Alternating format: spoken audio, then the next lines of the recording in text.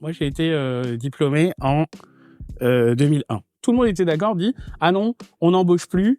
Et les seuls postes qui recrutaient dans l'aéronautique et l'aérospatiale, c'était des ingénieurs qui étaient sur. Alors, mais toutes les offres d'emploi étaient en anglais.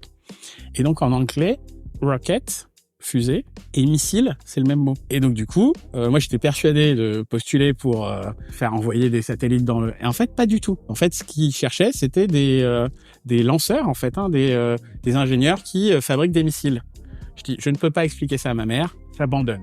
Moi, je réalise avec le recul, par rapport à mon histoire, par rapport à l'environnement d'où je viens, mon monde, il était contraint sans que je sache qu'il l'était.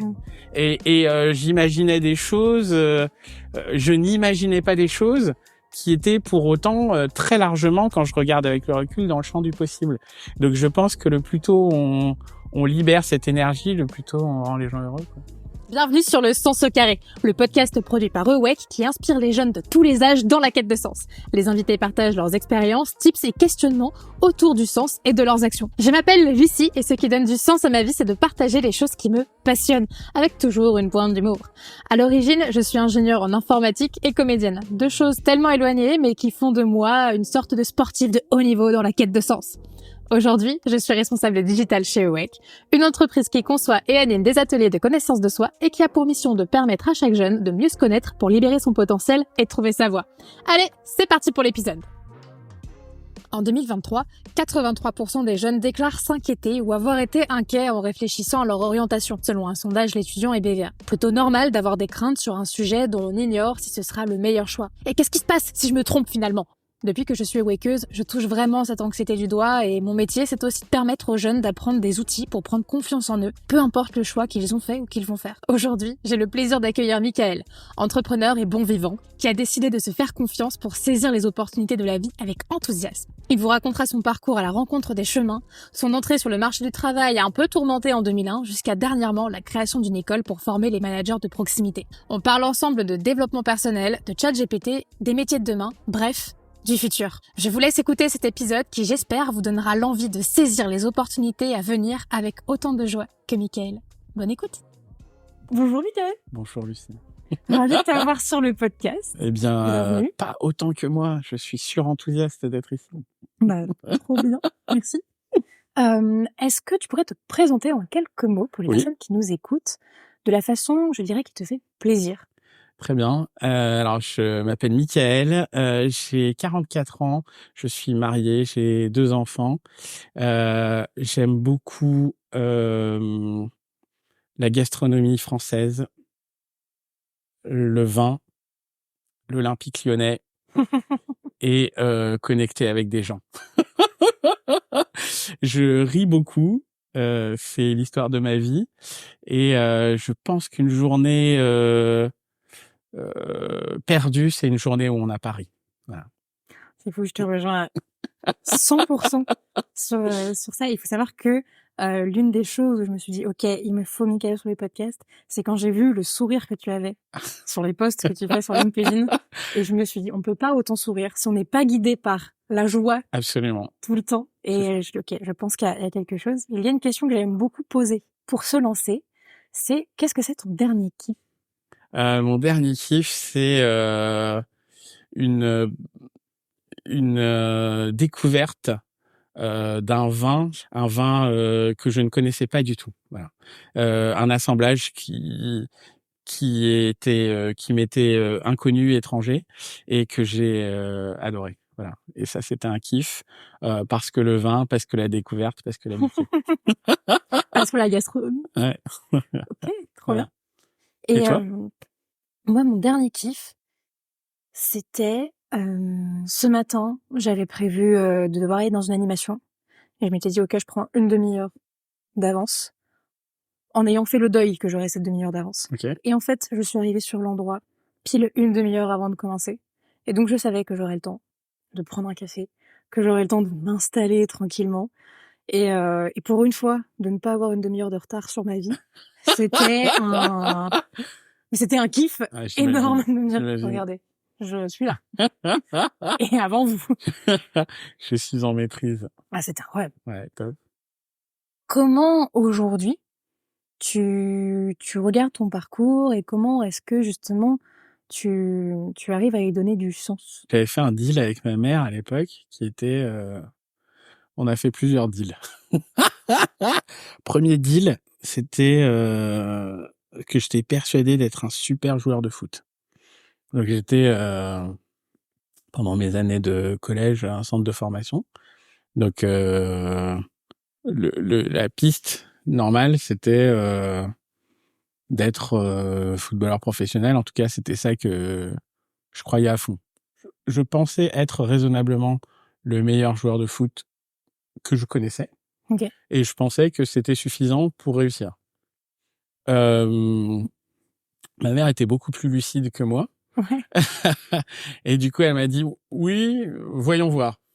Ah, mais quand même, voyons voir. Ouais, voyons voir. Quand même, voyons voir. Ouais. Elle m'a pas beaucoup soutenu, mais parce que elle disait, le sport, c'est du loisir, quoi. Donc, Ouais. le plus important, c'est les études et tout. Je fais, ok, d'accord, très bien. Et puis, en fait, peu de temps après ça, j'ai eu une injustice terrible dans le cadre d'un match qu'on jouait, bref, pour un championnat, une coupe, et du coup, j'ai décidé d'arrêter le foot. Je disais, si on peut vivre ce type d'injustice, c'est insupportable, j'arrête. Donc, du coup, je me suis lancé dans le théâtre à ce moment-là, Ok. théâtre, et donc il fallait également que je paye que je gagne un peu d'argent, donc j'ai commencé mon BAFA en parallèle, et donc je faisais du théâtre et de l'animation, bref, et donc je me disais bon, la suite logique c'est alors moi j'avais commencé comme dans théâtre de rue et tout, j'ai trouvé ça vraiment bien, Ok. l'interaction avec le public, le côté un peu live, tout ça, mais je m'étais dit bon, pour gagner un peu d'argent, le mieux c'est le cinéma.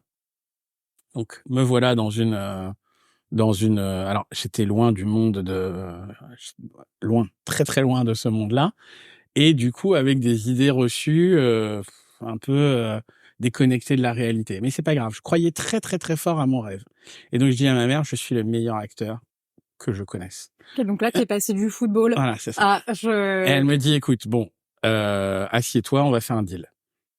Et elle me dit, bah, tu fais ce que tu veux, qui te donne un bac+5, qui te donne un emploi. Au moins un bac+4 qui te donne un emploi, parce que tu as les capacités, etc., etc. Et à la fin, je te sponsorise pour tout ce que tu veux. C'est-à-dire, Ok. tout ce que tu veux, une dinguerie, il y a aucun problème. Je fais OK, j'aime ma mère. On a fait ce deal, très bien. Et donc, le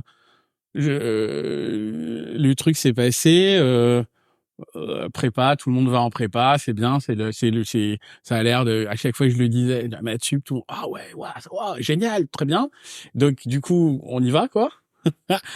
Après, j'apprends au milieu de la maths sup qu'en fait, on passe des concours pour devenir ingénieur. Je fais, ah ouais, bon, personne me l'avait dit. Tu ne savais pas avant? Non, non, non. Dans mon paysage, il y avait pas beaucoup de gens qui avaient, enfin, j'avais pas trop conscience du monde Ouais. tel qu'il était. Bref. Et donc, je dis ingénieur, très bien, c'est intéressant. Et alors après, je me dis, mais c'est quoi ingénieur? Je sais pas. Quand je regarde aujourd'hui, du haut de mes 44 ans, je dis, en fait, tu fais une école d'ingénieur, en fait, t'as 853 000 métiers que tu peux faire. Mais à l'époque, j'en avais aucune idée, quoi. Voilà. Donc, moi, dans ma tête, je me dis, je sais pas, un ingénieur, c'est un mec qui fabrique des robots, quoi. Enfin, c'est R2D2, Ouais, Star ouais. Wars, voilà. Donc, ok, je fais très bien. Donc, il faut que je trouve une école dans laquelle je puisse faire de la robotique. Voilà, c'était ça. Et donc, du Pour coup, être ingénieur, du coup. pour être ingénieur Ouais. en robotique. Donc, j'ai décidé de faire ça. Bon, très bien.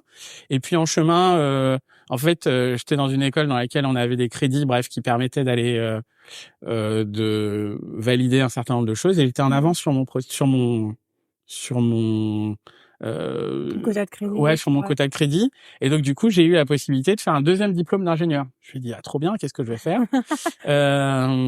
Toujours dans le temps que ma mère m'avait donné d'imparti. Et je dis, bah, je sais pas comment fonctionnent les avions. Donc je vais trouver une école d'aéronautique. Bon, très bien. Donc me voilà parti pour faire un diplôme d'aéronautique et très bien. Et à la fin, bon, c'était bien. Alors l'aéronautique, j'avais trouvé que c'était vraiment sympa. Autant la robotique, bon, c'était pas mal, mais pas dingue.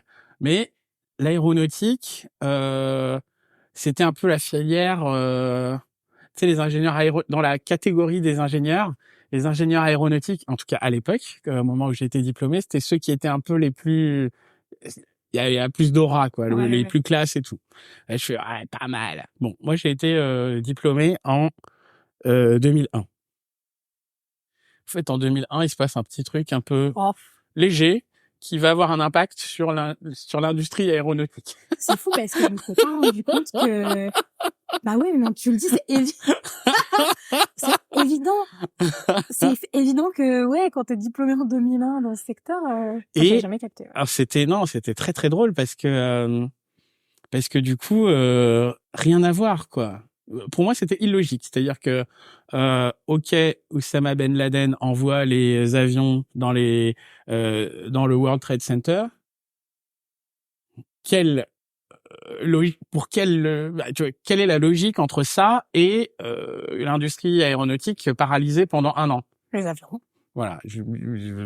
Mais du coup, tout le monde était tous d'accord. Ouais. C'est-à-dire, tout le monde était d'accord, dit, ah non, on n'embauche plus. Il y a eu une mini crise dans ce secteur-là, et les seuls postes qui recrutaient dans l'aéronautique et l'aérospatiale, c'était des ingénieurs qui étaient sur, alors, c'est un peu particulier, mais toutes les offres d'emploi étaient en anglais. Et donc en anglais, rocket, fusée, et missile, c'est le même mot. Et donc du coup, moi j'étais persuadé de postuler pour Ariane, tout ça, faire envoyer des satellites dans le... Et en fait, pas du tout. Voilà. Pas du tout. En fait, ce qu'ils cherchaient, c'était des lanceurs, en fait, des ingénieurs qui fabriquent des missiles. Je dis, je ne peux pas expliquer ça à ma mère. J'abandonne. Beaucoup d'obstacles. Complètement. Autant lui dire que je suis le meilleur footballeur, ça, oui. Non, mais là, je pouvais pas imaginer de pouvoir, enfin, non, ça collait pas avec tout ce que je suis, mon histoire de vie, etc. Donc, impossible. Et donc, je suis retourné à la robotique. Mais c'était pas ça, quoi. Donc, j'ai commencé chez Renault. Voilà, c'était la direction de la mécanique qui s'occupe d'assembler les robots et les boîtes de vitesse. J'ai trouvé ça très intéressant, mais complètement pas de sens. Voilà, j'étais génération Z avant l'heure, quoi. Et du coup, c'était un peu perturbant pour ma mère qui dit, mais c'est zut, parce que chez Renault, on est payé sur 15 mois, on a des voitures presque gratuites, avec des congés payés en pagaille, un CE à l'époque qui était vraiment parmi les meilleurs du monde, des vacances semi-gratuites. Enfin, c'était vraiment le métier de rêve si on y réfléchit de manière un peu rationnelle, quoi. Pas du tout. Ouais, pas du tout. Je me suis pas trouvé là-dedans. Et je continuais de me dire comment on fait concrètement pour arriver à trouver un métier dans lequel on puisse être en même temps, je puisse utiliser mes compétences d'ingénieur, en tout cas ce pourquoi j'ai travaillé, ou des trucs, faire des trucs intelligents, et en même temps être dans un truc où on peut aussi faire du théâtre, raconter des histoires, chanter des chansons éventuellement, et donc du coup il m'a fallu 20 ans pour inventer ce truc. Mais ok, on va clairement. Mais voilà, pour faire écho à ce que tu disais, mais c'est totalement possible. C'est-à-dire que aujourd'hui je réalise à quel point ce que je fais est la somme tissée des petits bouts de tout ce que j'ai été et de tout ce qui m'a plu, m'a façonné.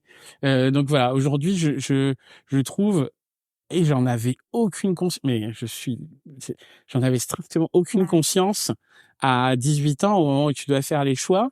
J'avais aucune conscience de en fait, de la capacité qu'il y avait de pouvoir inventer une vie qui te correspond, un truc qui te plaît.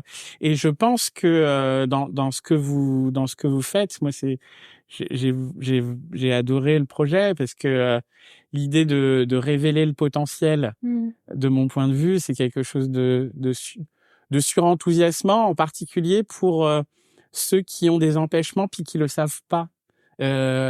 Moi, je réalise avec le recul par rapport à mon histoire, par rapport à l'environnement d'où je viens, mon monde, il était contraint sans que je sache qu'il l'était. Et j'imaginais des choses, je n'imaginais pas des choses qui étaient pour autant très largement, quand je regarde avec le recul, dans le champ du possible. Donc je pense que le plus tôt on libère cette énergie, le plus tôt on rend les gens heureux, quoi. Alors je regarde mon parcours déjà avec beaucoup de bienveillance parce que c'est ma nature profonde, mais je pense que les chemins, je pense que dans la vie, il y a un peu comme des carrefours, voilà. Il y a des carrefours qui sont des moments un peu décisifs, voilà. Pas tous les jours, mais de temps en temps, dans des saisons de vie, et que quand on les rate, eh ben on y revient. C'est ma croyance profonde. Et donc du coup, moi je regarde mon parcours avec beaucoup de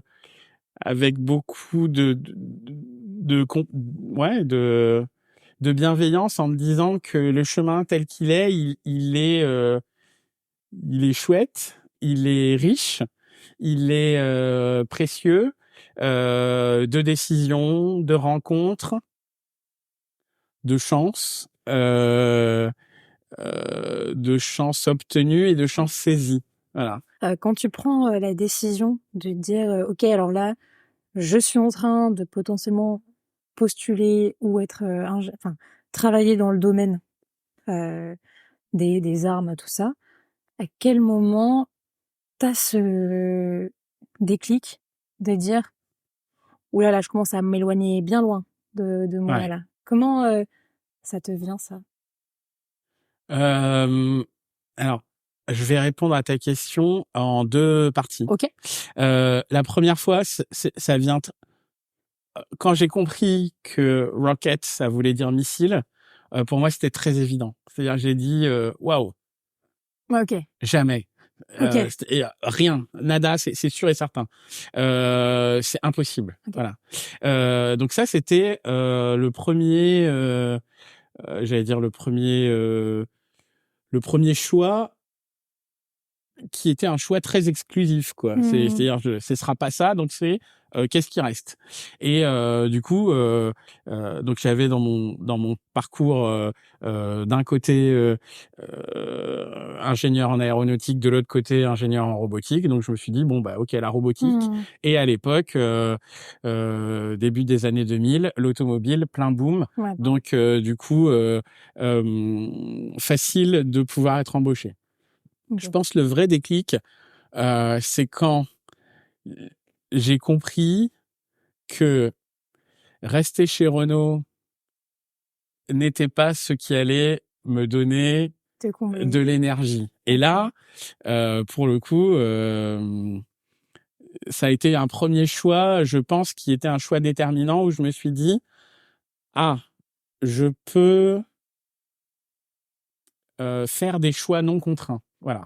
Ça a été un premier déclic dans ma tête, et où je me suis dit, ok, on était à l'époque dans une phase dans laquelle on était dans une forme de croissance économique importante, et donc on n'avait pas les crises, voilà, les crises n'étaient pas vécues de la même manière. Donc il y a eu comme ça entre début des années 2000 jusqu'à 2007-2008, la crise de 2008, il y a eu des années qui étaient un peu des années fastes, quoi.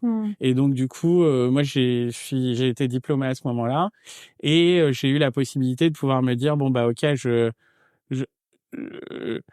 n'ai pas la crainte de ne pas avoir d'emploi, donc je peux faire des choix qui sont des choix à dessein. Je suis parti en Afrique du Sud faire de l'humanitaire. Ok.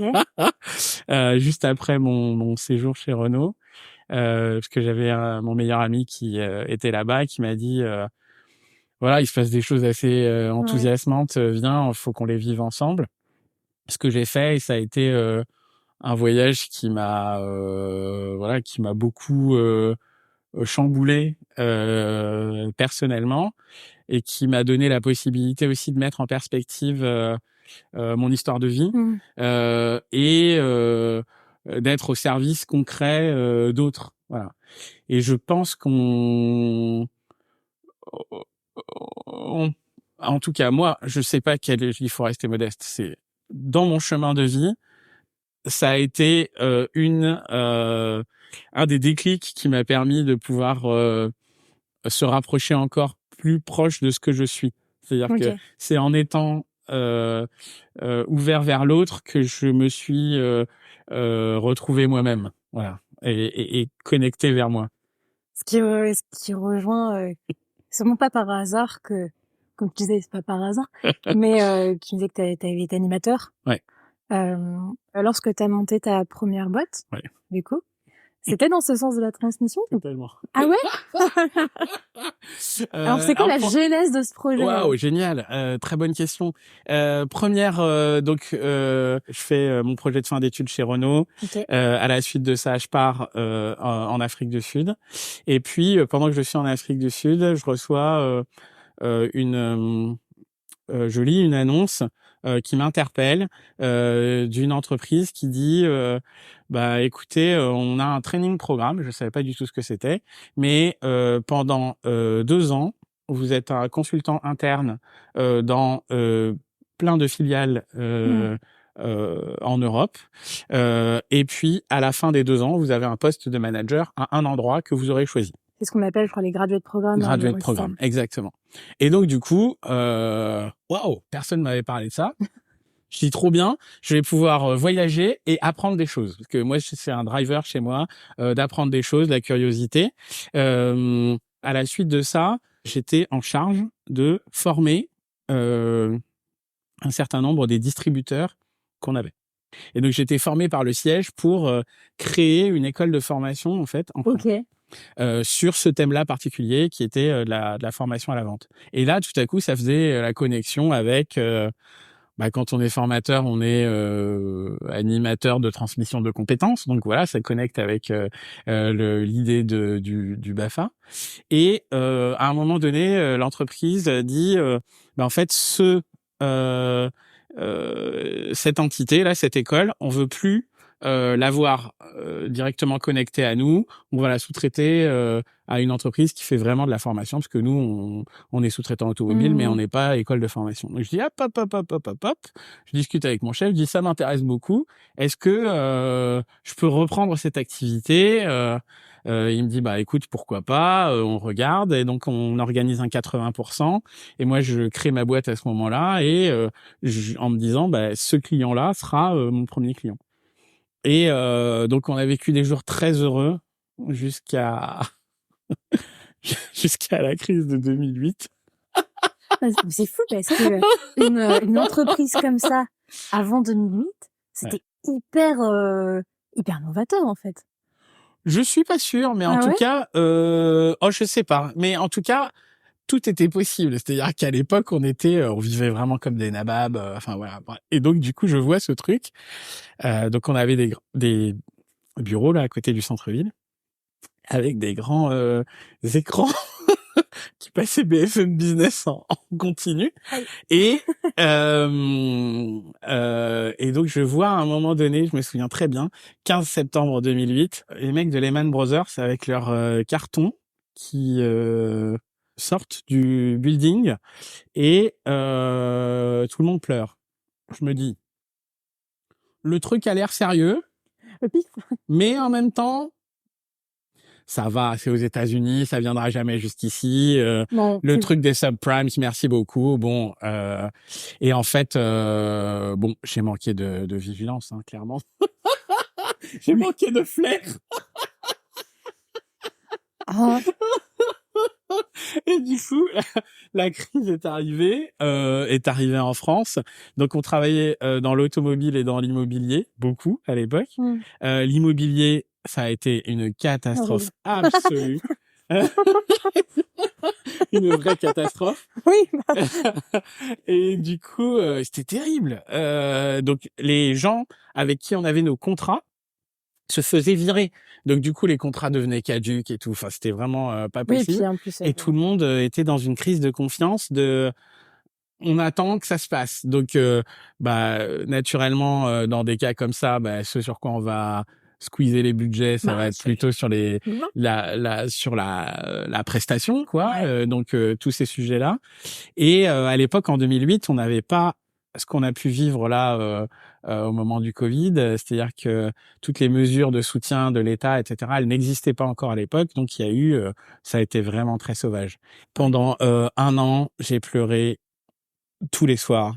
Il a fallu virer du monde. Il a fallu appeler les gens pour leur expliquer que c'était plus possible. Enfin voilà. Donc et puis c'était la première fois que je vivais une crise et je ne savais pas.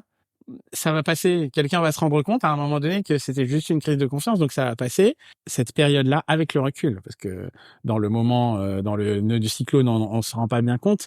Mais avec le recul, c'est ce qui m'est arrivé de mieux dans c'est mieux que mes 5 années d'études d'ingénieur, c'est mieux qu'un MBA, c'est vraiment ce drame, cette détresse, c'est ce qui m'a été le plus utile dans ma vie d'entrepreneur. Donc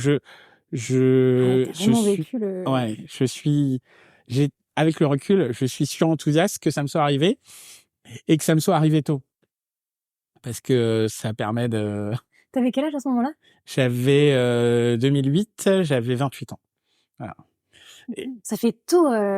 Ça fait tôt pour vivre une catastrophe. Truc où tu dois dire à des gens que c'est ciao. Ouais, c'est ciao. C'était très très très difficile, mais ça a été tellement formateur. Donc voilà, et je me suis dit, à la suite de ça, il faut que je prenne le temps de me reconstruire, de refaire le point sur de quoi j'ai envie vraiment. Est-ce que c'est toujours dans ce thème-là ou pas? Je suis devenu associé dans une entreprise qui faisait du conseil en management, donc toujours, pour créer la branche formation. Donc je suis resté dans cette boîte pendant 12 ans. Et là, je l'ai quitté il y a 9 mois maintenant pour créer l'entreprise dans laquelle je suis aujourd'hui, qui s'appelle Formidable. J'adore ce nom. J'adore ce nom. Je trouve ça génial. Alors c'est pour faire le lien avec ce dont tu me parlais tout à l'heure au sujet de l'ikigai. Ouais. Le motto de Formidable, c'est vous l'êtes et vous ne le saviez pas. Et donc du coup, l'ambition qu'on a, c'est d'aider à révéler le potentiel de formidablitude qu'il peut y avoir chez nos clients, donc chez les managers en particulier, mais aussi chez les collaborateurs. Je trouve ça génial quand on repense à l'ikigai, de se dire que toi, tu as fait des études d'ingénieur, poussé techniquement sur l'aéronautique, sur la robotique. Donc ça, c'était ce pourquoi tu peux être payé. Puis une zone de talent, parce que pour le rappeler, donc l'ikigai, ça ramène 3 zones, hein, ce que tu aimes, ce pourquoi tu es doué, ce pourquoi tu peux être reconnu, ce pourquoi tu peux être payé, et enfin ce qui a du sens pour toi, ce dont le monde a besoin. Et t'avais une zone de talent dans l'humain que tu savais quelque part au fond de toi, et qui en fait a vraiment ressurgi derrière, parce que tu t'es retrouvé à faire du marketing et du management, chose pour laquelle tu n'as pas du tout fait d'études. Non, finalement. Non, pas du tout. Pas du tout. Et même quand je me souviens à l'école d'ingénieur, je fuyais ces matières. Est-ce que tu sais pourquoi tu les fuyais maintenant avec le recul ou pas? Parce qu'il fallait travailler en groupe et que à l'école, il y a toujours des tirs au flanc dans les groupes, et à la fin, comme moi j'étais un élève studieux, je tombais tout le temps dans les travaux de groupe avec des gens qui étaient des passagers clandestins du travail que je faisais. J'étais très frustré. Donc voilà, c'est pour ça que je les aimais pas, mais alors qu'en fait, voilà, j'ai toujours été passionné de développement personnel. Je pense que je lisais beaucoup sur le sujet. Et je pense que l'apprentissage, je l'ai fait pas au travers des études, mais plus au travers de de mes lectures, des conférences sur lesquelles j'allais, les masterclass que auxquelles j'ai participé, etc. J'étais vraiment très enthousiaste sur ces thèmes-là. Mais ouais, c'est arrivé après après la phase d'études. Et en même temps, je pense que les soft skills on le voit en fait aussi sur le terrain avec WEC, on intervient beaucoup dans les écoles plutôt de commerce, qui je pense sont plus familières avec ce Absolument. genre d'approche-là. D'ailleurs, même quand on y va, les jeunes sont un peu alors, oh là là, encore, ça va, on connaît. on sait. Et donc, il y a un peu ce, oui, tu sais, mais on va quand même le revoir. Je pense que ça fait pas de mal. Et même si ça se sent qu'ils ont quand même une certaine appétence là-dessus, qu'ils sont habitués, donc c'est en même temps une très bonne nouvelle. Quelles sont tes valeurs? Oula. Autant en école de commerce, oui, alors j'ai déjà fait, je connais. Alors l'école d'ingé, c'est oula, je savais pas que je m'étais déjà posé la question un jour, ou qu'on m'avait déjà posé. Ouais. Et donc c'est assez touchant de voir que c'est des personnes qui vont devoir être amenées à manager les gens, manager les techniciens, manager des équipes, demander de l'agilité. Méthode agile, c'est une méthode de projet. Et qu'en fait, il y a vraiment besoin, on sent que ça leur fait du bien quand on leur fait de l'analyse comportementale, de méthode DISC, la gestion du stress, gestion du temps, c'est assez chouette de voir que ça fait du bien. Ouais. Et moi, je réalise que tout ça, moi, je l'ai appris très tard et très loin après mes études. Je pense que ça aurait pu être utile plus tôt. Je pense que les enseignements qui sont très en alternance, ils ont compris un truc qui me semble intéressant parce qu'aujourd'hui, on a vraiment besoin de... Je le vois aujourd'hui, la pertinence de l'enseignement, y compris des ingénieurs, a beaucoup évolué. Et moi, je vois ceux que je rencontre aujourd'hui, ils sont à la sortie de l'école très à l'aise sur un certain nombre de choses qui sont très connectées aux besoins de l'entreprise. Donc ça, je trouve que ça, c'est top. Mais il y a un manque sur la compréhension de c'est quoi une entreprise. C'est-à-dire comment ça fonctionne, les dynamiques les dynamiques sociologiques. La sociologie des organisations, c'est barbant, c'est un peu chiant, pardon de le dire comme ça, mais c'est, je pense, un des points clés qu'on n'enseigne pas assez dans les écoles d'ingénieurs en particulier, mais je pense même dans les écoles de management, alors que c'est critique pour vivre paisiblement dans une entreprise et avoir la compréhension des changements, des transformations, des résistances qu'il peut y avoir, pourquoi elles existent, et d'arriver à vivre avec ça sereinement et efficacement. Ça, je pense que c'est une clé à développer encore. Oui. Et donc, du coup, toi, tu montes ton école. Absolument. Donc c'est même l'intitulé je crois, ta description LinkedIn. Je suis en train de monter mon école. En train de créer une école de management. Ouais. Et donc c'est une école qui est à destination de qui? Parce que c'est au cœur de Formidable. Absolument. Et donc si Formidable, c'est pour les dirigeants, les salariés. Alors, cette école, elle est à destination de qui? Ok, top. C'est une école de management qui vise spécifiquement les managers de proximité. Alors, ma croyance profonde... Qu'est-ce que c'est un manager de proximité? Qu'est-ce que c'est un manager de proximité? Un manager de proximité, c'est le premier manager juste après la personne qui touche le produit ou qui parle au client. Voilà. Ok. Donc, dans une industrie, ce serait un chef d'équipe. Ok, d'accord. Dans un téléopérateur, c'est le chef de plateau, par exemple. Voilà. Ouais, vraiment. C'est la personne qui va avoir sous sa responsabilité managériale une équipe de 4, 5, 10 personnes. Voilà. C'est ça dans mon esprit, le manager de proximité. Celui qui fait ton planning, quoi. Celui qui fait ton planning, mais pas que. C'est-à-dire, il fait ton planning. Il, normalement, devrait t'accompagner dans ton développement des compétences. Il organise le travail, il fédère l'équipe, il pilote la performance de l'équipe, il manage l'amélioration continue, et puis il donne du sens, idéalement, aux transformations que l'équipe vit et du sens au travail que chacun fait au service du collectif.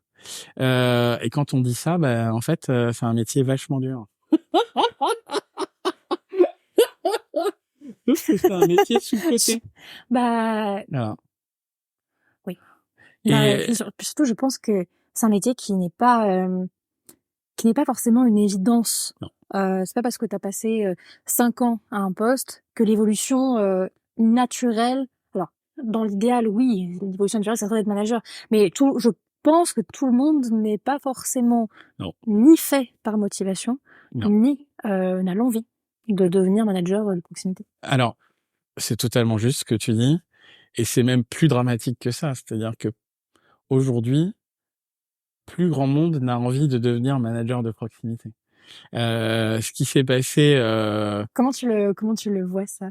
Alors, tu le sais? Il y a on a des statistiques. Il faudrait qu'on les ressorte sur le sujet. Moi, j'ai vu, en tout cas post-Covid, les gens ont réalisé à quel point le métier était difficile pour une rétribution, reconnaissance, si on parle de rétribution financière, mais même simplement de reconnaissance, qui est assez faible, et de la part des équipes et de la part de la haute hiérarchie. Donc au final, les gens disent ouais, quoi, pourquoi je vais faire ça alors que c'est un nid à problème, quoi. Voilà. Et donc du coup, pour moi, il y a urgence, parce que moi, ma croyance profonde, c'est que ce métier-là, c'est le plus beau du monde, parce que c'est celui qui révèle, voilà, qui révèle les potentiels, qui révèle, qui ouvre les possibles, qui soutient, qui accompagne, qui donne du sens.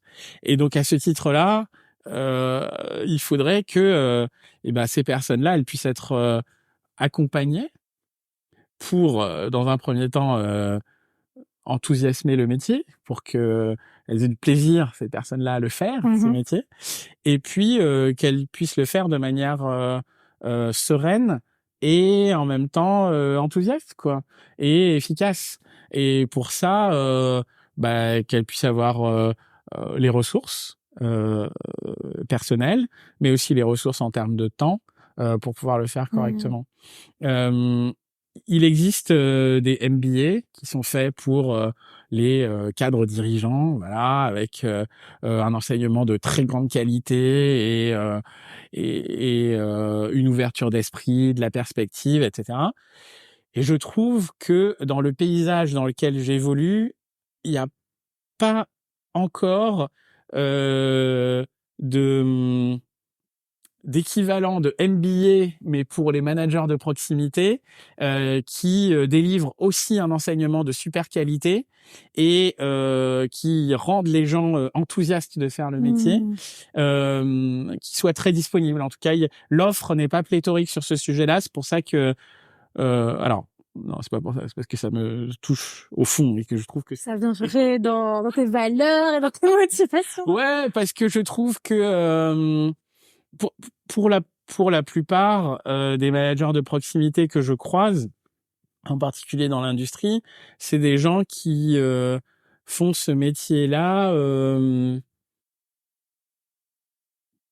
ou par suite logique, voilà, très classiquement dans l'industrie traditionnelle française. Je suis un très bon professionnel, un très bon technicien. Je vais évoluer naturellement. L'évolution naturelle, c'est d'être manager. Sauf que quand je deviens manager, potentiellement, je dois manager mes anciens collègues. Comment on fait? Comment on trouve sa position intelligemment? Et puis... pour un certain nombre, il y en a qui voulaient même pas, quoi. En fait, mais c'est juste parce que c'est soit c'est parce que c'est socialement acceptable de le faire, ou bien parce que c'est le chemin naturel d'évolution, que si on veut évoluer, bah c'est dans cette direction qu'il faut aller. Voilà, aujourd'hui, il y a un certain nombre d'entreprises qui sont un peu novatrices, qui ont des filières qui sont des filières d'expertise et donc qui donnent une alternative. Tu peux soit devenir manager, mais tu peux être aussi expert de quelque chose ou chef de projet d'autre chose, être plutôt dans une logique transverse. Et je pense que ça peut se développer, mais pour ceux qui le souhaitent devenir manager, je pense qu'ils ont besoin de pouvoir être formés correctement, et c'est ça l'ambition Qu'on prenne soin de ça. Qu'on prenne soin d'eux. C'est ça, exactement. Et tout à l'heure, tu as parlé du Covid. Ouais. Et est-ce que cette idée d'école, elle te serait pas venue pendant le Covid ou pas? Est-ce qu'elle est venue pendant le Covid? Je pense que cette idée d'école, elle est venue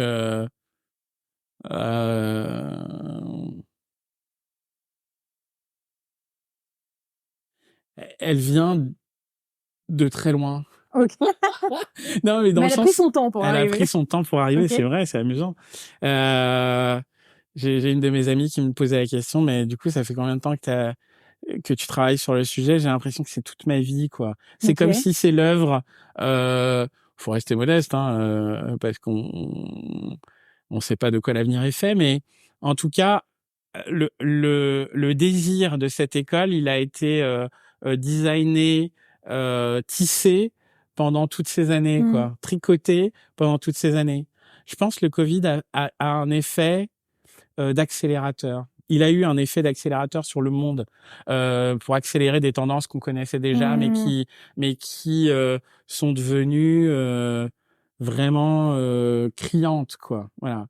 Et je pense que s'il y a un révélateur du Covid sur ce thème-là, c'est vraiment le fait que le métier est devenu vraiment plus dur. Et donc, du coup, il y a vraiment besoin de plus. Les relations humaines, c'est plus difficile parce que chacun est dans sa propre exigence, son propre désir. Et c'est une bonne nouvelle, hein. Mais du coup, les managers qui sont aux confins des désirs, des besoins individuels dans un contexte de crise structurelle, bah ils doivent gérer tout ça avec des équipes qui sont plus exigeantes, un contexte qui est plus exigeant, des directions qui sont plus exigeantes. Bah au milieu de tout ça, les managers ils sont un peu tiraillés, quoi. Et donc du coup, je pense que ils ont ce besoin voilà, pour ceux qui le souhaitent et qui souhaitent aller dans cette direction-là, il y a besoin de les accompagner, de les aider, quoi. Et donc comment on fait pour plus s'engager? Comment on fait pour aider les gens à ce qu'ils s'engagent plus? Ben en fait, si je peux spoiler un peu. J'allais dire, ouais, la question est vaste. Toi, c'est quoi ton la question est vaste, et puis moi j'ai deux réponses. La première, c'est il faut s'écouter. c'est un peu cucu, mais en même temps, s'écouter soi ou s'écouter ensemble? Écouter réellement l'autre. Ok. C'est ça l'idée. Et dans des environnements dans lesquels alors c'est en tout cas dans ce que je dis moi la prérogative d'abord du manager, mais ma croyance profonde c'est que le management et le vivre ensemble c'est un sport collectif, quoi. Donc en fait c'est s'écouter, ça va dans les deux sens. C'est-à-dire je pense que le manager doit montrer l'exemple, mais qu'après, dans des environnements où il montre beaucoup l'exemple, je crois que l'exemple, il est aussi contagieux. C'est-à-dire que dans des environnements où je suis suffisamment écouté, je suis aussi en capacité de pouvoir écouter. Donc ça, c'est l'écoute sincère. Pour moi, c'est une piste numéro 1. Et puis la piste numéro 2, c'est l'amour. Ok, mais je pense que je comprends ce que tu veux dire. En fait, je pense que pour l'amour, alors c'est complètement pas corporate de dire des choses comme ça, parce que comment peut-on parler d'amour dans l'entreprise? C'est pas le lieu. Ben en fait, si. En tout cas, pour moi, ça l'est. Mais il faut le décrire. Voilà. Ça veut dire quoi concrètement? Si je prends le cas, pour le coup, d'un manager qui est dans une communauté avec son équipe, eh ben l'amour, ça veut une des premières manifestations, c'est de s'écouter, mais une autre manifestation, c'est de prendre soin les uns des autres. Voilà. Et là encore, je crois très fort que c'est contagieux, c'est-à-dire que on est des mammifères de société, et donc du coup, ce que on a en plus, la nature a bien fait les choses, des neurones miroirs qui nous font ressentir C'est bien fait. Hein. Le bordel est plutôt bien fait. Hein. Le cerveau, il a ça. Parfait. Oh, les petits ingénieurs qui ont bossé sur le délire, ils s'en sont pas. Ils étaient dingues, ils ont été vraiment chauds sur le truc. Et donc du coup, ce qui fait que l'intention, eh bien, elle peut générer en retour quelque chose de positif. Ouais, ça, on y croit super fort. J'y crois totalement. Quand on est en classe, on pose tout un cadre de bienveillance, et d'écoute, confiance, tout ça, c'est un peu la base. Mais bon, et on passe beaucoup de temps sur la souveraineté. Waouh, j'adore ce mot. C'est quoi la définition? Et nous, alors on n'a pas forcément de définition posée, mais c'est que tu es roi de ton royaume. Ouais. Et du coup, on n'est personne, nous, pour savoir enfin ton besoin. Toi, tu sais très bien ton besoin. Et moi, je sais très bien mon besoin, moi. Donc, si sur un exercice, tu veux pas y aller, parce que tu sens que ça résonne trop avec toi, ou qu'à ce moment-là, t'es pas capable, nous, on te forcera pas. Par contre, si je vois que t'es en train de bien pas essayer parce que t'as la flemme, moi, je sais que j'ai besoin que tu le fasses. T'essayes quand même de te confronter à ça pour être sûr que j'ai tout essayé, pour que tu te sentes bien. Et si jamais vraiment tu me dis, oh, ouais, je veux pas, machin, je sens que ça résonne trop pour toi, c'est pas grave. Par contre, tu vas pas me pourrir mon délire derrière. Mais tu peux rester dans ton coin, il y a pas de souci. Et à chaque fois qu'on leur explique ça, avec vraiment beaucoup de responsabilité, hein, parce que qui dit souveraineté dit responsabilité. T'as sommeil parce que t'es en gueule de bois. Ok. Par contre, t'es venu. Donc, si tu veux dormir, tu peux potentiellement partir. Si t'as trop sommeil, en fait, c'est toi qui es maître de savoir si tu veux partir ou pas. Sinon, si t'es venu, bah, t'essayes un peu de suivre, quand même. Et on essaie de les faire on prend responsabilité là-dessus. Et, en tout cas, ça nous réussit toujours de prendre soin d'eux comme ça. Et en fait, eux, ils prennent soin de nous. C'est mignon. Ouais. De voir que, peut-être parfois sur un sujet qui les passionnait pas au départ, valeur et motivation, gestion du stress, les mecs sont passionnés, puis d'autres qui arrivent, vraiment, j'avais pas prévu de faire ça ce matin. Et le fait de leur expliquer que on est là pour prendre soin d'eux, et ben souvent, ils prennent quand même soin de nous. Dans le sens où ils essayent, ils veulent que nous montrer qu'ils ont respecté, qu'ils nous écoutent, qu'ils sont là. Alors ils demandent des pauses, hein, ils font des vannes. Hein. Ils demandent des pauses, mais ils créent le lien. Ouais, je comprends. Et je pense que se prendre soin, c'est vraiment un vecteur J'y crois. de joie, quoi. Sur plein de trucs. Ouais. Parce que tu te sens reconnu, et après c'est tout bête, hein, sa pyramide de Maslow, reconnaissance. Absolument.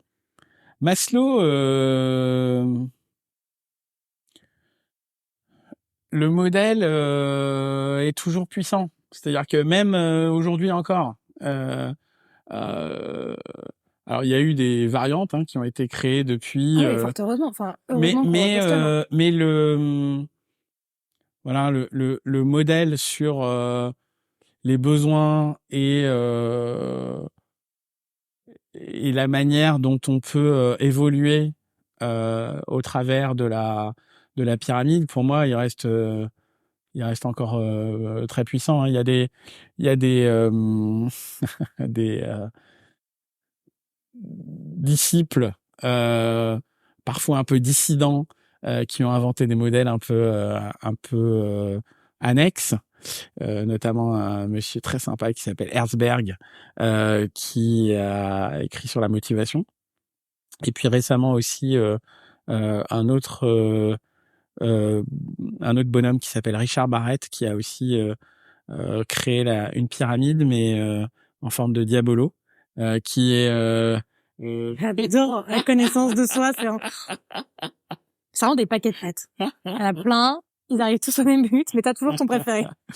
et qui est vraiment intéressant. Mais l'idée profonde, c'est de dire, ok, étape numéro 1, il faut pouvoir s'occuper des besoins de sécurité psychologique dans un premier temps, et puis au fur et à mesure de pouvoir travailler sur estime de soi, confiance en soi pour aller vers l'accomplissement. Et je pense que ça reste universel et intemporel, quoi. Attends, du coup, j'ai une question pour toi qui m'est venue là.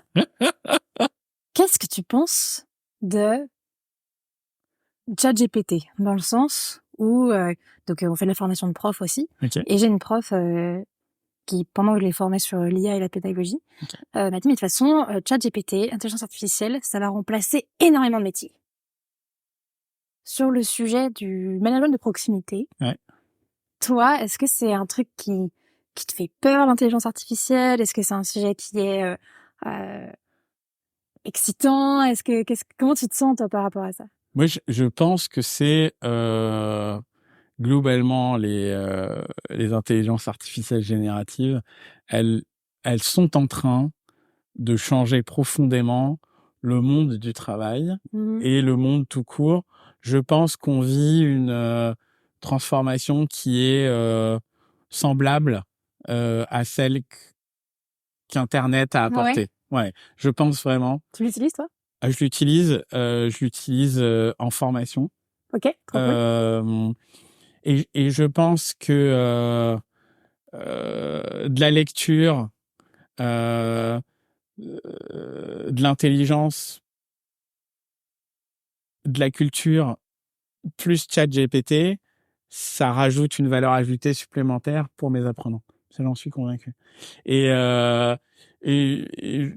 j'en parle assez paisiblement, quoi. Je trouve fantastique que en quelques secondes, on puisse avoir des croisements de résumés, de réflexions qui sont très poussées sur des thèmes qu'on n'aurait pas le temps de traiter de manière aussi rapide. Ça change le monde, quoi. Vraiment, sur un certain nombre de thèmes. Et après, en tout cas, pour ce que ça change pour moi en formation, c'est que alors c'était déjà un peu vrai avant, mais c'est encore plus vrai maintenant.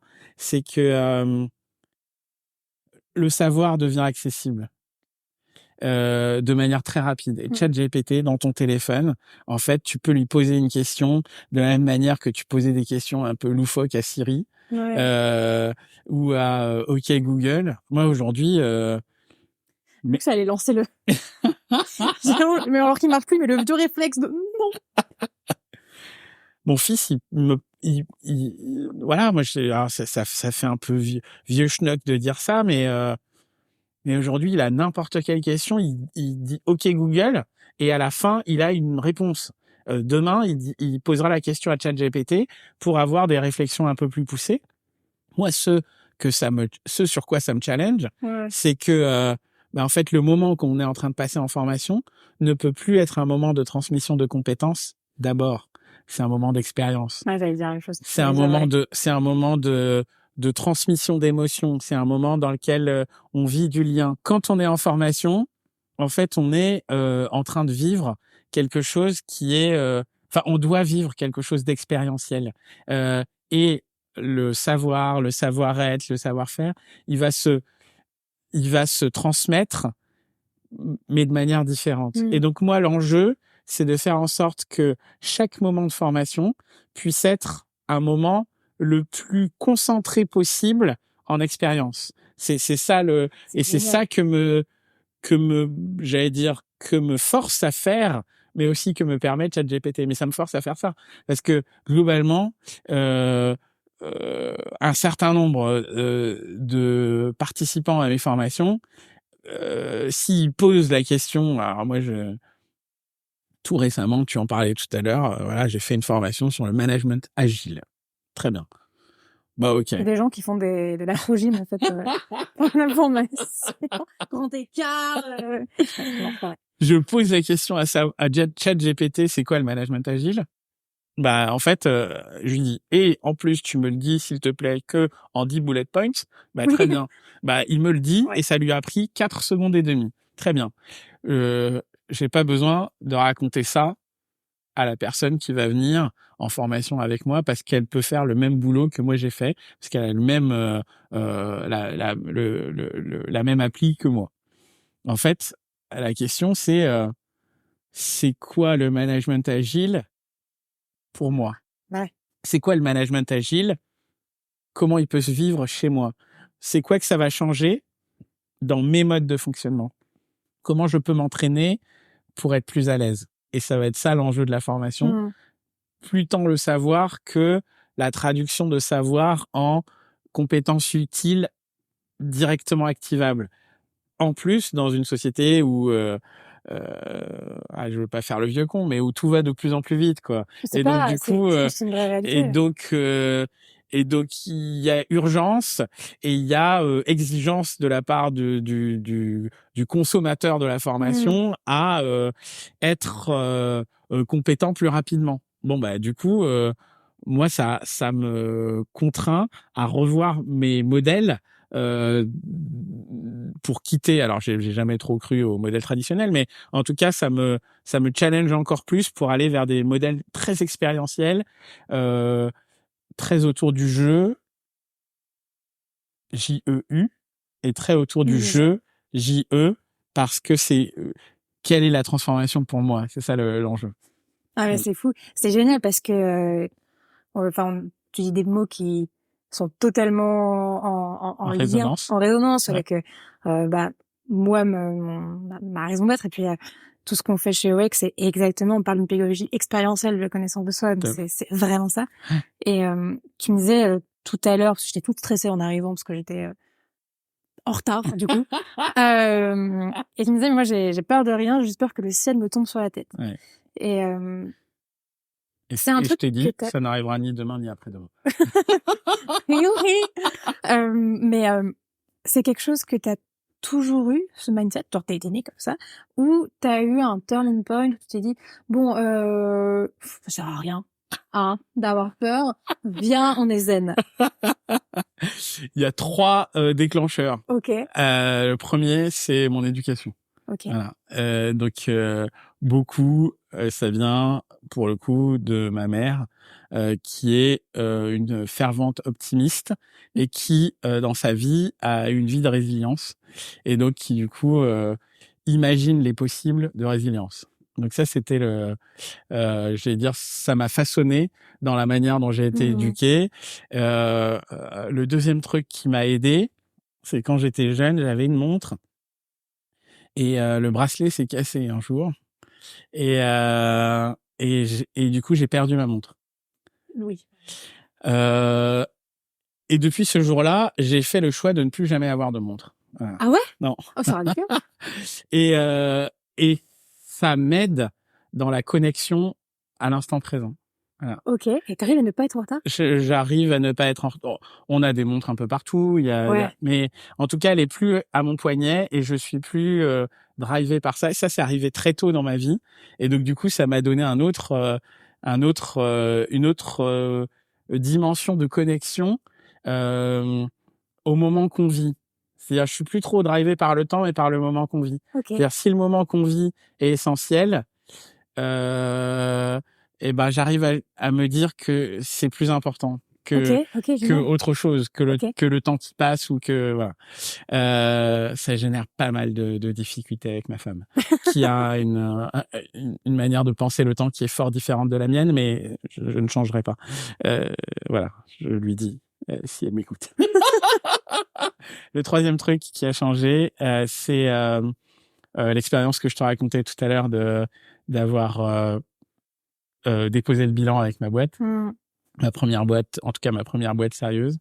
Ça m'a avec le recul, ça a tout changé. C'est-à-dire que aujourd'hui, j'imagine sincèrement que tout est possible.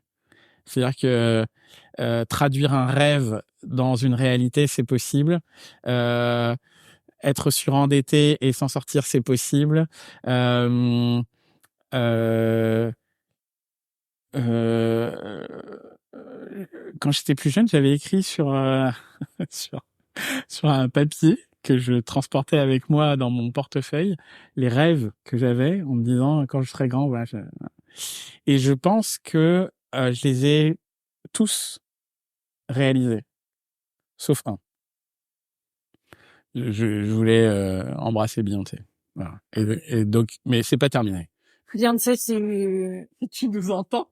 si tu écoutes ce podcast, c'est que j'espère beaucoup pour mon audience. On ne te cache pas. Partage d'ailleurs. Ouais, mets un like, ça nous aidera pour l'audience. Non, sincèrement, je pense que tout est possible. Voilà, vraiment, tout est possible, y compris, et c'est pour en faire le lien avec les étudiants potentiellement qui écoutent, y compris inventer des modes slash de vie qui soient. Alors moi aujourd'hui, j'ai vraiment la chance de pouvoir vivre dans mon métier quasi toutes mes passions. Mais je pense que voilà, alors c'est parce que je l'ai inventé comme ça, parce que je l'ai construit comme ça. Mais je pense qu'il est possible et qu'il sera de plus en plus possible d'avoir des modes de slash qui soient finalement qui donnent la possibilité à vivre plusieurs vies dans sa vie. Voilà. Et donc faut décoloniser les peurs, il faut ouvrir les champs des possibles, et je trouve que l'œuvre que vous avez dans ce contexte-là, pour moi, elle est vraiment enthousiasmante, quoi. T'as douté un jour que t'allais en fait, si je te pose cette question-là, parce que j'ai l'impression que quand tu parles, j'ai le sentiment que t'es hyper apaisé avec le fait que ça va aller. Ouais. Que t'as aucun doute sur le fait que va y avoir des obstacles. Va y avoir des gens qui vont te saouler, qui vont te... des chiantos. Mais que globalement, t'as pas de doute sur le fait que ça va aller. Non. Aucun. Ouais. C'est fou, et c'est super apaisant. Hein, complètement. de se dire, en fait, tu te fais confiance sur le fait que tu sauras trouver les ressources. Il y a une partie. Tu sauras aller les chercher aussi. Ouais, il y a une partie. Alors, il y a une partie qui est liée, je pense, à, ma foi. Mais il y a une partie vraiment qui est aussi liée à un optimisme militant. Okay. C'est-à-dire que alors tous les gens qui regardent ma vie trouvent que je suis très chanceux. Est-ce que tu créerais pas de ta chance? Je pense que ça s'entretient. Ouais. Voilà. Et qu'il y a une partie où c'est aussi des réflexes de déconstruction mentale, de discipline pour dire non à certaines choses qui peuvent être des dream busters, tu vois, qui peuvent être des casseurs de rêves. Et donc du coup, je pense qu'il faut être sauvage sur détruire les casseurs de rêves. Voilà. Et je parle pas de personne, je parle vraiment de mentalité, de manière de penser, etc. Et s'éloigner potentiellement aussi des personnes qui peuvent être potentiellement aussi nocives dans ce sens-là. C'est-à-dire que de temps en temps, par sa propre énergie, on peut arriver à irradier. Et puis il y a certaines fois où quand la lampe elle est un peu fragile, faut pas être trop à côté de gens qui soufflent fort, quoi, parce que sinon le risque c'est que la lampe elle s'éteigne, quoi. Voilà. Et donc moi je pense qu'il y a une partie c'est aussi ça, il y a une partie c'est de la foi, il y a une partie c'est de la de l'optimisme, j'allais dire, il y a une partie, je pense, c'est un don, et puis il y a une partie vraiment où c'est un sport. Et là-dessus, moi, je suis sauvage. C'est sur protéger mon rêve. Et t'as en Et formation. protéger les rêves aussi. C'est-à-dire que je suis aussi sauvage pour protéger les rêves des autres. Voilà. Et de faire en sorte de, autant que faire se peut, qu'il n'y ait pas trop de briseurs de rêves euh, intérieurs ou extérieurs qui interagissent, quoi. Je te rejoins totalement là-dessus. Et enfin, vraiment, ça résonne fort pour moi. Et quand je suis en formation, ça me demande un vrai expert. Enfin, un vrai. Quand je suis en formation, ça me demande un vrai sport mental quand je suis face à des personnes que je sens à l'intérieur. Ouais. Je dirais pas brisées, mais en tout cas dans une certaine phase de... Ils ont laissé tomber. Ouais. Et ça me demande un sport de moi Bien sûr. pas me laisser Happé par par le mais non, mais tu vois, ça va être super. Et de vraiment réussir à dire, ok, on n'a pas bien bu son café ce matin, ou de rester dans un certain détachement, parce que mon naturel aurait envie de dire, mais si, mais tu vas voir, mais regarde, on va faire un truc génial, et puis on va y arriver, et puis tous ensemble. Et je sais que d'expérience aussi pour m'être pris aussi le tapis, qu'ils n'ont ni envie, ni besoin de moi, ni de ça. Et mais c'est, enfin moi, en tout cas, ça me demande un sport, et c'est sûrement dû aussi à mon âge, tu vois, où je me dis, ah, vas-y, mais on va y aller. Toi, c'est ça aussi. Alors, moi, je suis conscient qu'avec le temps, je suis conscient que il n'y a pas un enjeu mortel à chaque fois. C'est-à-dire que bien sûr. Et donc je ne suis pas le sauveur de chaque être qui passe à ma portée, tu vois. Et donc du coup, ça me rend très modeste. Ouais. C'est-à-dire, je fais ma contribution. Si c'était le temps opportun, eh ben c'est tant mieux. Et si c'était pas le temps opportun, ce n'est pas grave. On disait tout à l'heure qu'il y avait cette idée de focus par rapport à l'ikigai. Moi, si je reprends, j'ai fait ces exercices plusieurs fois. Je réponds avec beaucoup plus de précision aujourd'hui, à 40 ans, que je l'ai fait il y a 20 ans. Pourtant, je l'ai fait X fois. Mais je pense que c'est à chaque fois un petit pas d'ajustement. Et je pense que c'est aussi en étant, j'allais dire, confronté régulièrement à des personnes qui pensent différemment. Si on prend par exemple la personne qui va être un peu down par rapport à son rêve ou à ses croyances limitantes, etc. C'est la multiplicité des contacts qui va potentiellement pouvoir faire le déclic. Il y a des gens, mais en fait, face au déclic, ça c'est un des trucs que j'ai appris, mais qui m'aide beaucoup en formation, c'est que face au déclic, on est modeste, c'est-à-dire qu'on tente. Mais le déclic, c'est chacun. Ouais. C'est strictement individuel. Et une des clés, moi, que j'utilise par rapport à ça, notamment dans les méthodes pédagogiques que j'ai en formation, c'est de dire, j'essaye de varier le plus possible parce que on sait jamais quand est-ce que le déclic va arriver. Ouais, je sais, ouais, qu'on dit qu'on sème des graines. Voilà. Et là-dessus, la personne, elle était pas très disponible en début de matinée, mais elle a été charmée, machin. Puis en fait, juste dans l'activité qui est juste après-midi, bah voilà, c'est là où le déclic va arriver potentiellement. Pour certains, ça va être dans une discussion. Pour un autre, ça va être dans un jeu qu'on va faire. Pour quelqu'un d'autre, ça va être dans la présentation d'un concept. Chacun peut avoir son déclic à un moment. Et j'allais dire, c'est pas complètement de la responsabilité. C'est pour ça que moi, je reste aussi bienveillant avec moi-même et avec tous les gens qui sont là, de se dire, chacun est dans sa route. on donne le max et chacun fait comme il peut pour récupérer ce dont il a besoin par rapport à là où il en est et par rapport à son chemin de vie, quoi. Ouais, chacun, toi, t'arrives à un moment et, Voilà. et du coup, pour finir ce podcast, Volontiers. j'ai une question que j'aime bien poser, qui peut paraître très compliquée, mais en même temps, j'aime bien avoir la réponse de mes invités, avec leurs mots, avec leur vécu. Si tu devais expliquer à un enfant, qu'est-ce que c'est que la quête de sens? Wow. Eh ouais, j'adore la réaction à chaque fois.